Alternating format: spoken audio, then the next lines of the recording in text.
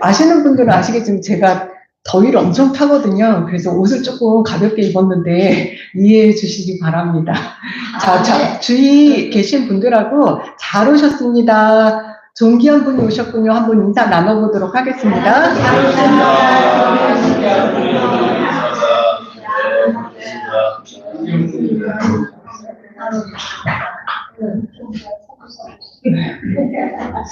오늘 이제 설교 제목이 광야를 지나며라는 그런 제목인데요. 저는 이제 살다가 인생이 비단하고 힘겨울 때, 여러분도 그럴 때 있으시죠?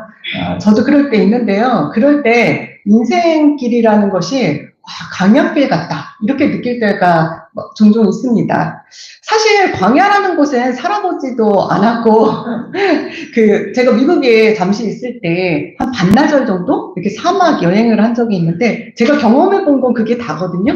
그런데 어려서부터 성경을 읽어서 그런 건지 사실 사람이 살기 어려운 것도 되게 많은데 힘들 때면 광야에 있는 것 같다 이런 느낌 들을 때가 많습니다. 여러분들은 문제가 생기고 또 일이 또 잘 안 풀리고 어디 또 하소연할 때도 없고 이럴 때 삶이 지칠 때 여러분은 내가 지금 어디에 있나 어디에 있다고 느끼시는지요?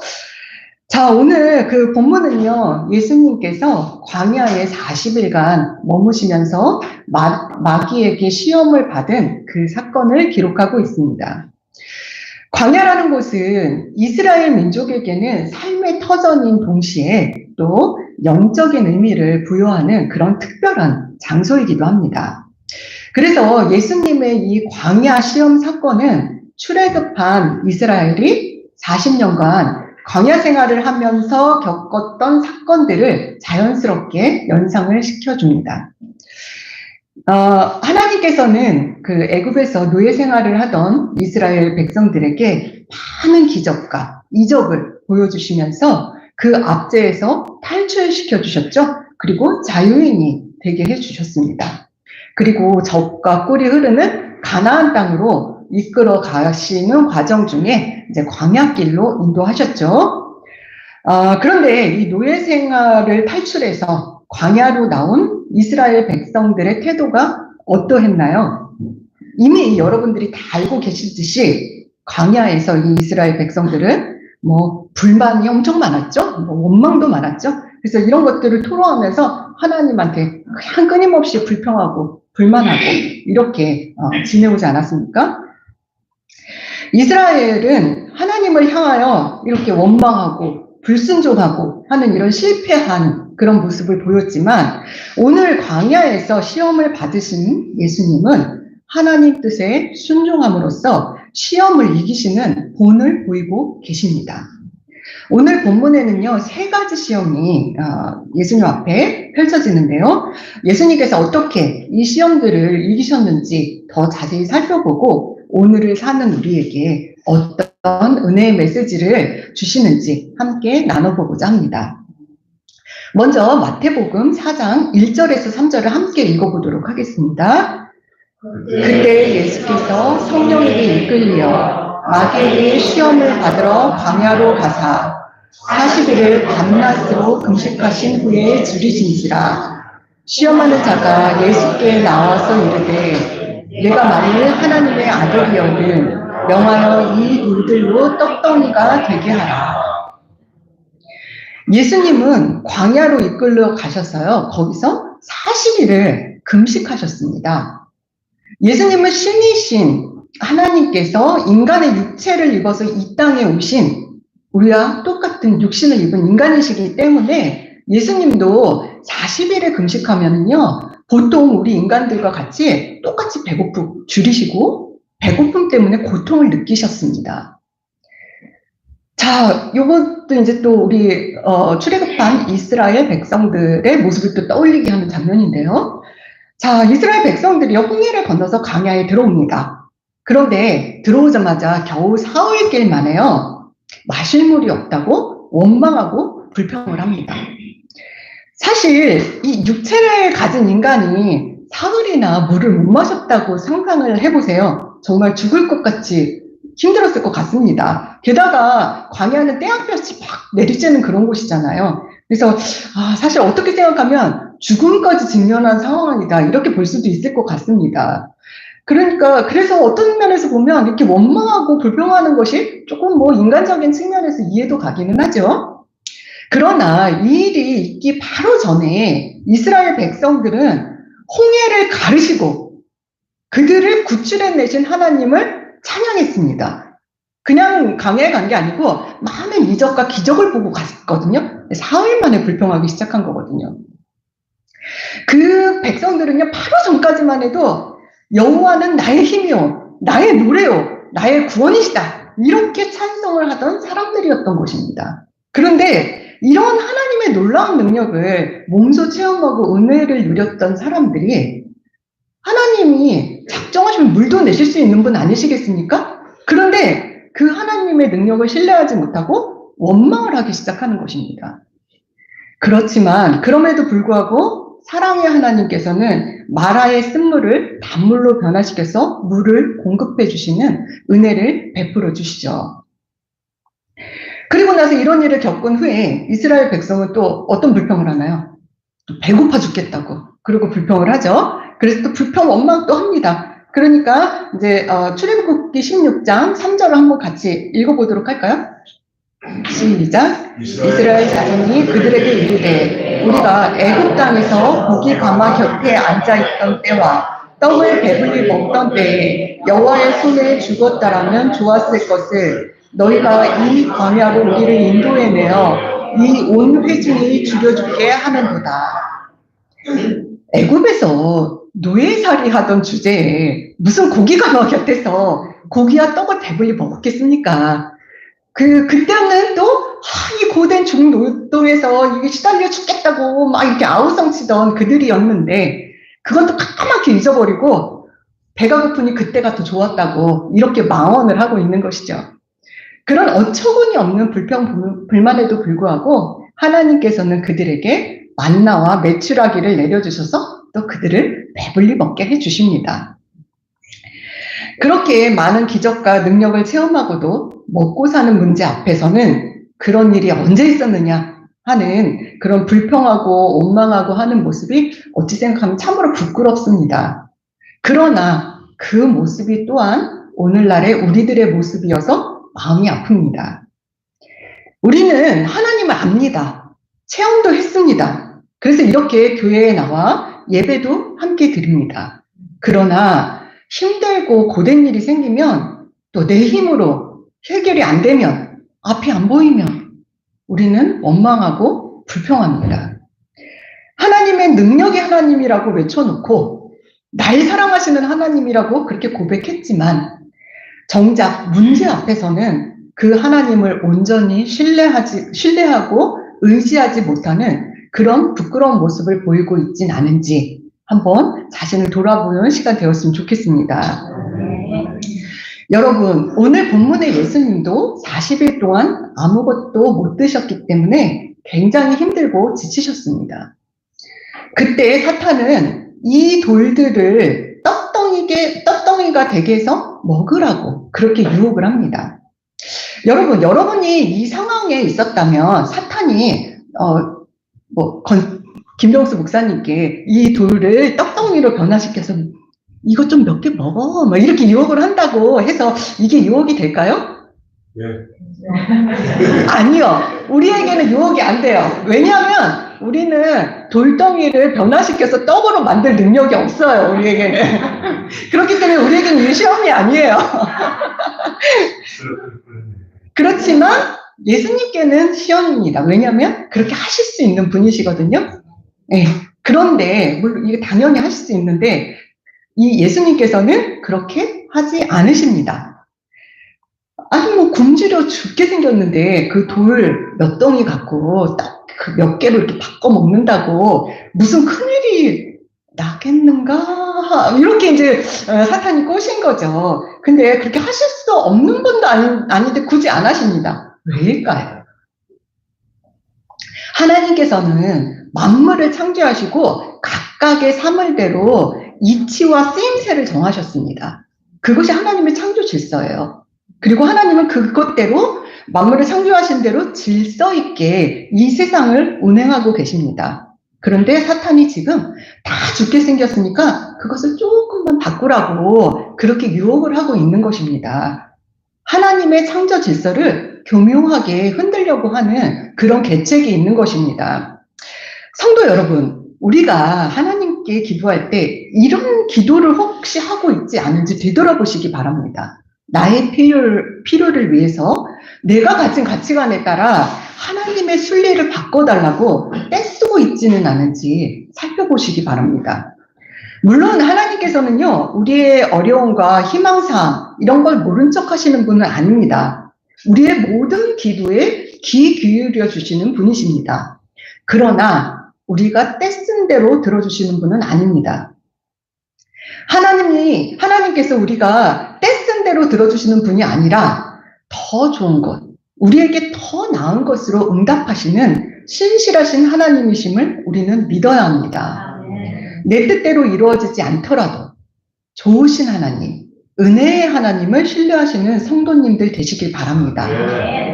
또 마귀는 이렇게 얘기를 하죠. 네가 만일 하나님의 아들이여든, 이런 말을 합니다. 그렇다면 기적의 떡을 만들라고 합니다. 두 번째 시험에서도 네가 만일 하나님의 아들이여든, 이 같은 말을 하는데요. 하나님의 아들이라면 능력을 보이라는 것입니다. 여기에 또 마귀의 관계가 들어있는 것입니다. 마귀는 예수님이 하나님의 아들이라는 것을 너무나 정확히 잘 알고 있습니다. 우리보다 어쩌면 더 잘 알고 있어요. 그럼에도 불구하고 기적의 능력을 보여서 그것을 입증하라고 요구하고 있는 것입니다. 그러나 여러분, 예수님이 기적의 능력을 보이면 하나님의 아들이고 안 보이면 하나님의 아들이 아닙니까? 기적의 능력을 보이시든지 보이시지 않든지 그것과 상관없이 예수님은 하나님의 아들이신 것입니다. 아무 상관없는 이야기란 말입니다.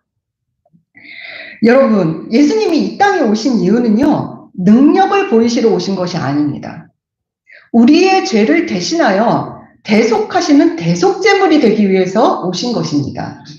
물론 예수님께서는요, 공생의 기간 중에 병자도 고치시고 죽은 자도 살리시는 그런 놀라운 기적도 많이 행하셨지만 그것은 우리를 불쌍히 여기는 마음으로 행하신 일이지 이 땅에 오신 근본적인 이유는 아니란 말씀입니다. 지금 마귀는 그 본질을 호도하는 교묘한 말로 시험을 하고 있는 것입니다. 기적을 베푸시지 않던 예수님은 하나님의 아들이시고요. 대속제물이 되어 우리를 구원하시는 것이 바로 예수님의 이 땅에 오신 사명인 것입니다. 이 시험에 대해서 예수님은 이렇게 말씀하십니다. 4절 함께 읽어보도록 하겠습니다. 예수께서 대답하여 이르시되 기록되었으되 사람이 떡으로만 하나님의 이름으로 나오는 말씀으로 살펴라 하였느냐 하시니, 예수님은 사탄의 시험을 이기기 위하여 성경 말씀에 의지하십니다. 이 말씀은요, 1차적으로는 사람이 살아가는데 육신의 필요에 따라 물질을 의지해서만 살 것이 아니라 영적인 하나님의 말씀을 따라 살아가시는 것이 더 중요하다, 이런 말씀이죠. 그러나 여기에 좀 더 깊은 뜻이 있습니다. 이 말씀은 예수님께서 신명기 8장 3절에서 인용하신 말씀인데요. 여기서 말하는 이 떡이라는 것은 우리가 알고 있는 그냥 이렇게 먹고 사는데 필요한 그 떡을 이야기하는 게 아니고요. 여기서는 지금 만나를 뜻하는 이야기입니다. 만나는 어떤 떡이에요? 하늘에서 내려온 기적의 떡이죠. 신명기 8장에는요, 이스라엘 백성이 40년간 광야 생활을 하면서 만나의 기적을 체험하고 또 의복이 해지지 않는 기적을 체험하고 또 발도 부르트지 않는 그런 기적을 체험했지만 그러한 기적으로 우리가 사는 것이 아니라 하나님의 말씀으로 살아갈 것을 강조하고 있는 그런 맥락에 있는 장입니다. 예수님께서는요, 그 떡이 그냥 떡이 아니라 기적의 떡, 그것이 기적의 떡이라 할지라도 그것을 의존해서 살지 않겠다라고 선언하고 계신 것입니다. 아주 간단하게 말하면요, 우리 인생이 진정으로 의지하며 살아갈 분은 오직 하나님 한 분, 하나님의 말씀뿐이라고 선언하고 계신 것입니다. 성도 여러분, 마귀는요, 우리가 갈등하고 주저주저하고 하는 그런 문제가 생길 때마다 그 순간을 놓치지 않습니다. 조금 눈 딱 감고 타협하라고 그렇게 합니다. 일단 살고 봐야 되지 않아? 하고 우리를 유혹합니다. 그러나 성도 여러분, 저는 여러분들이 하나님의 말씀을 의지하는데 생명을 거시는 성도님들이 되시길 소망합니다. 죽으면 죽으리라 하는 각오로 하나님의 말씀을 지키며 살아가시는 성도님들 되시길 소망합니다. 자, 두 번째, 예수님께서 받으신 시험은요, 능력에 관한 시험이었습니다. 5절에서 7절까지 함께 읽어보도록 하겠습니다. 이에 마귀가 예수를 북한 성으로 데려다가 성전 꼭대기에 세우고 이르되 내가 만일 하나님의 아들이여 뛰어내리라 기록되었을 때 그가 너를 위하여 그의 사자들을 명하시리니 그들이 힘으로 너를 받들어 땅이 오래 부딪히지 않게 하리로다 하였느니라. 예수께서 이르시되 또 기록되었을 때 주 너의 하나님을 시험하지 말라 하였느니라 하시니. 마귀는 예수님께서 기적적인 행동을 통해서 능력을 드러내 보이라고 요구하고 있습니다. 마귀는 예수님을 능력자로 만들어서 구속 성취자로 오신 목적을 바꿔치기 하려는 그런 강경함을 보이고 있습니다. 마귀는요, 예수님을 어디에 세웠다고 했나요? 성전 꼭대기에 세웠다고 했죠? 성전은 어떤 곳입니까? 성전은 하나님을 예배하는 곳입니다. 하나님을 경배하는 곳입니다. 그런데 마귀는요, 성전을 능력 행사의 장소로 바꿔버리려고 했던 것입니다. 사단은 하나님의 성전을 그릇된 곳으로 바꾸고자 이렇게 교묘하게 유혹을 하고 있는 것입니다. 성도 여러분, 우리도요, 신앙생활하면서 굉장히 조심해야 할 부분입니다. 기적을 행하는 교회, 능력 집회, 치유성애, 이런 것들만 찾아다니시면 굉장히 위험합니다. 물론 하나님께서는 이러한 일들, 기적, 치유, 능력, 이런 거 행하실 수 있는 그런 분입니다. 그리고 이러한 집회들이 나름의 의미가 있기는 하지만 우리가 무엇보다도 잊지 말고 꼭 명심해야 할 것은 우리 모임, 우리 성회, 우리 예배, 이런 것의 모든 일차적인 목적은 하나님을 경배하고 찬양하는 것이라는 점입니다. 기적이나 능력이 아니라 순수한 마음으로 하나님을 예배하는 것이 하나님께서 기쁘시게 받으시는 것이라는 것을 기억하시기 바랍니다. 우리에게 기적을 바라고 또 능력을 바라는 유혹이 올 때, 여러분들 다 그런 유혹 있으시죠? 내 인생에 이 문제가 확 열려지는, 해결되는 그런 기적이, 그런 일들이 일어났으면 하고 다들 바라시면서 사실 텐데요. 그럴 때 우리는 예수님처럼 성경의 말씀을 의지하여 주 너의 하나님을 시험하지 말라 하면서 마귀의 유혹을 단호하게 물리치는 성도님들 되시기 바랍니다. 마지막 세 번째 시험을 함께 읽어보도록 하겠습니다. 8절에서 10절입니다. 마귀가 또 그를 데리고 지극히 높은 산으로 가서 천하 만국과 그 영광을 보여 이르되 만일 내게 엎드려 경배하면 이 모든 것을 내게 주리라. 이에 예수님께서 말씀하시되 사단아 물러가라 기록되었으되 주 너의 하나님께 경배하고 다만 그를 섬기라 하였느니라. 하나님께서는 예수님의 십자가 희생을 통해서 하나님의 나라를 회복하시고 다스리시겠다는 그런 계획을 가지고 계셨습니다.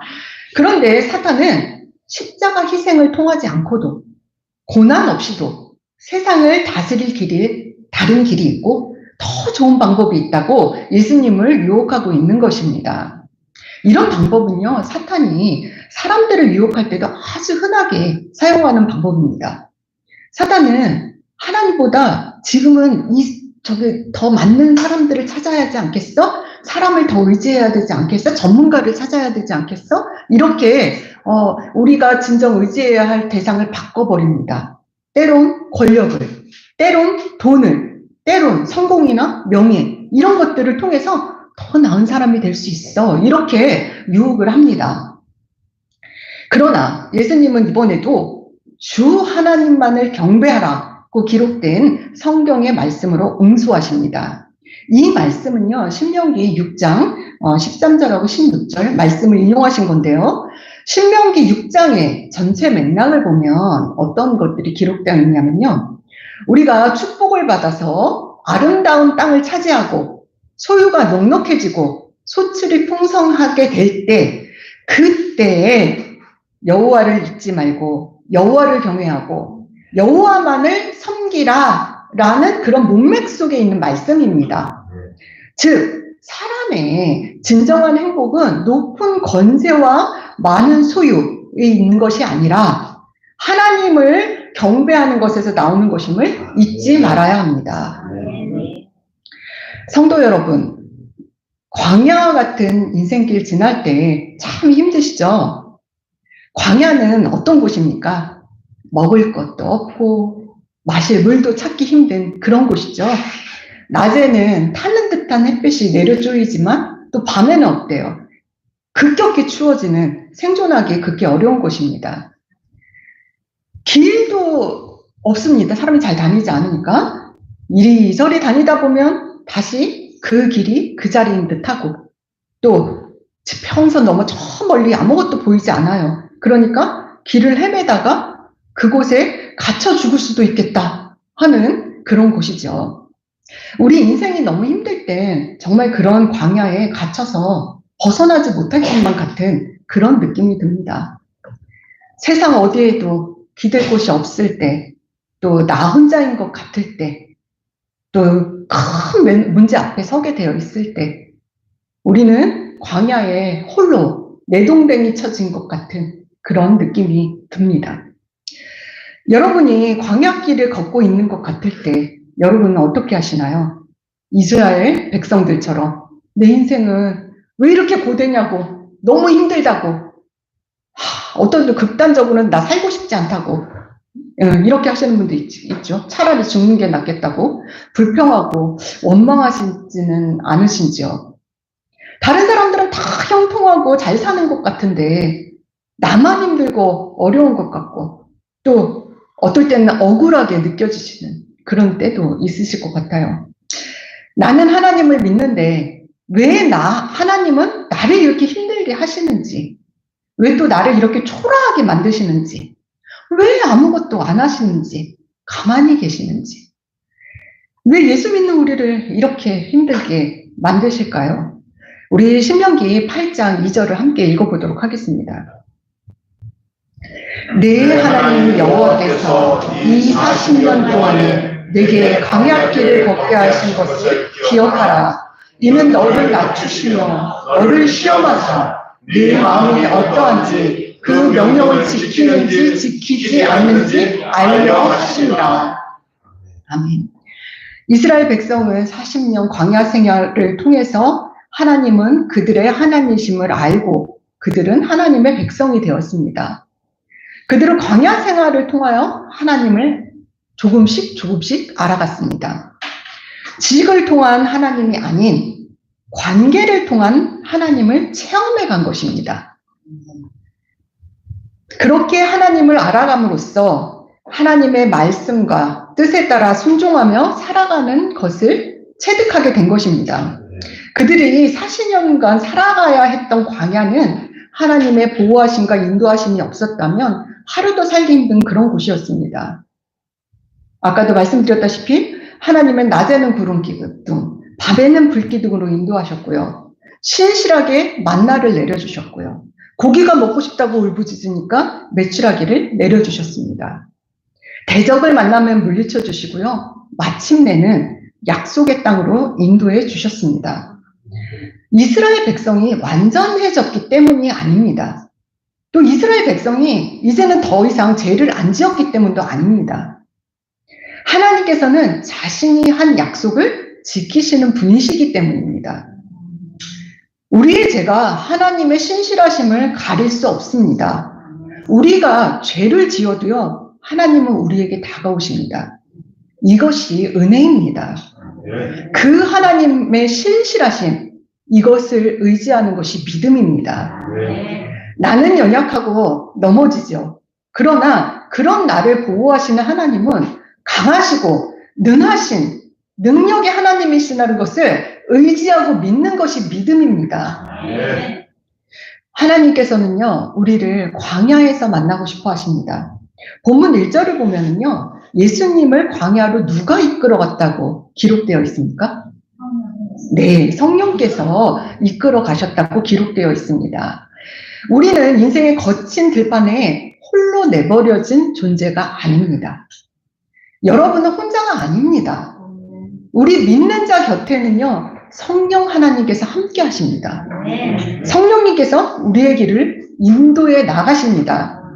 그리고 하나님께서는요, 우리가 광야의 고된 시련을 감당할 만하기 때문에 광야로 보내십니다.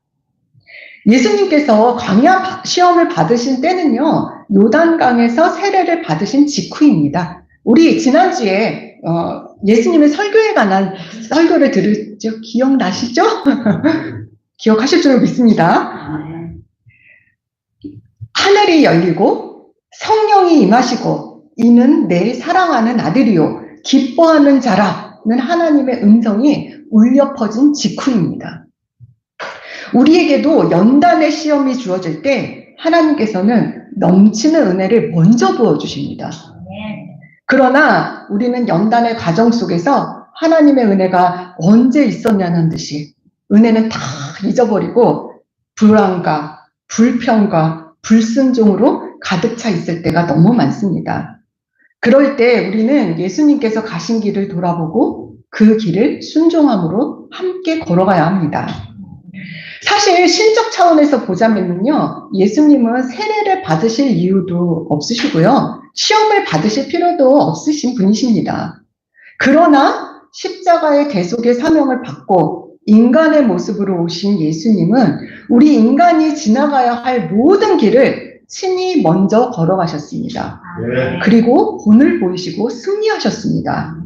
때문에 제자된 우리들도 예수 그리스도의 길을 따라가야 하고요, 그분이 보이신 순종의 길을 따라가야 합니다.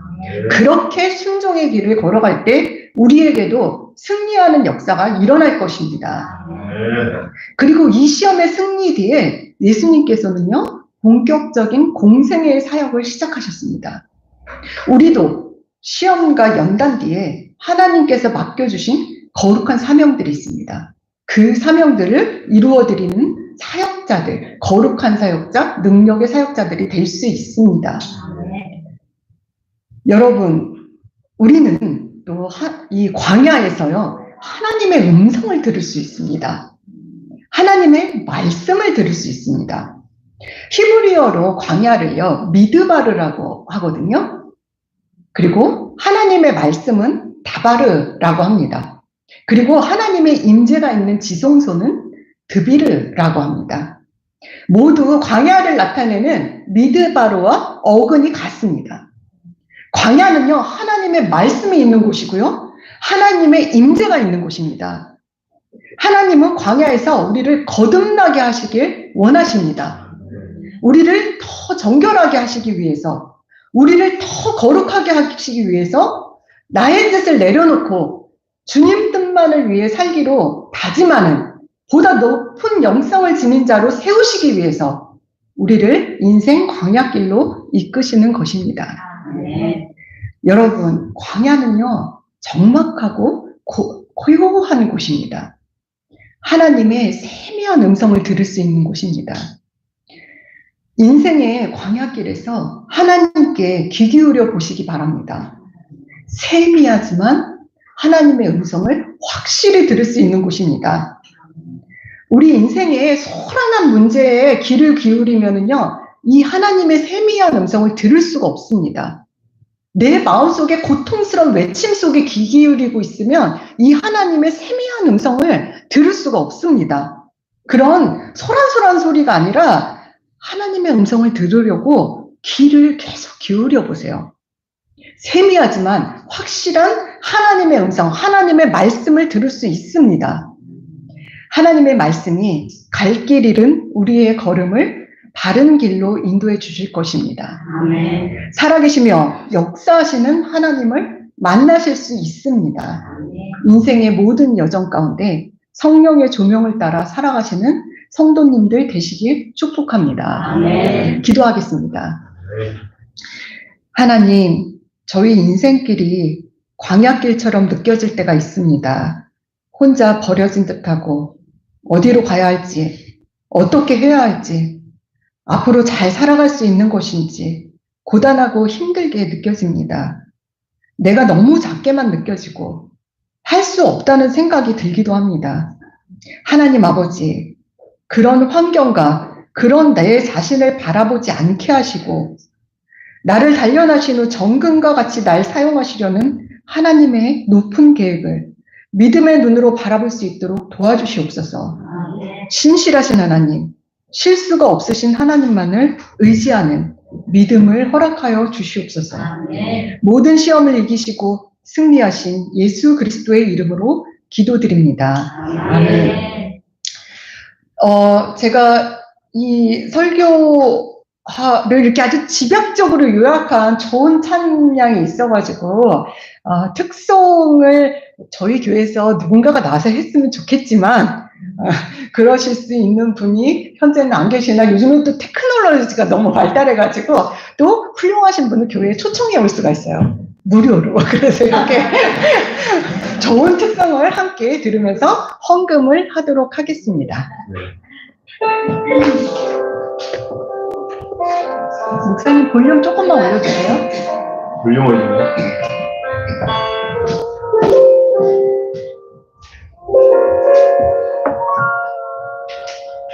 왜 나를 깊은 어둠 속에 홀로 두시는지 어두운 밤 왜 그리 길었는지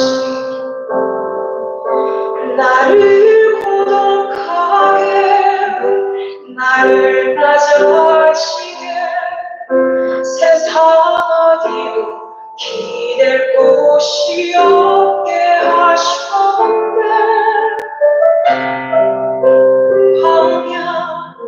광야에 서 있네.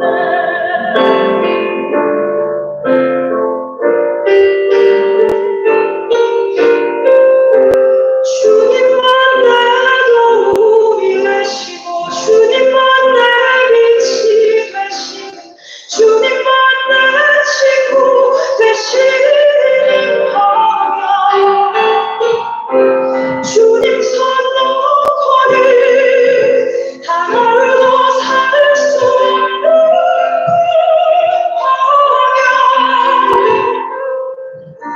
광야에 서 있네.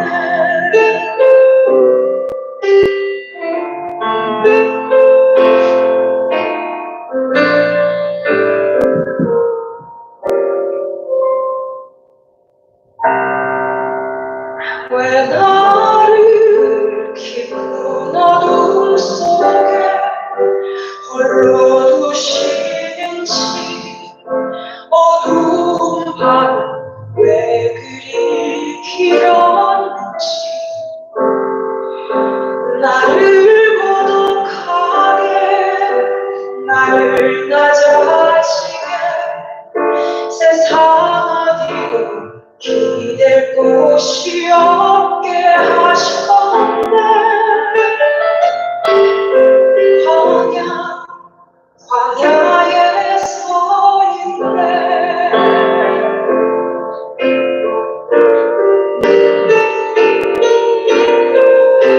주님만 내 도움이 되시고 주님만 내 빛이 되시고 주님만 내 친구 되시는 것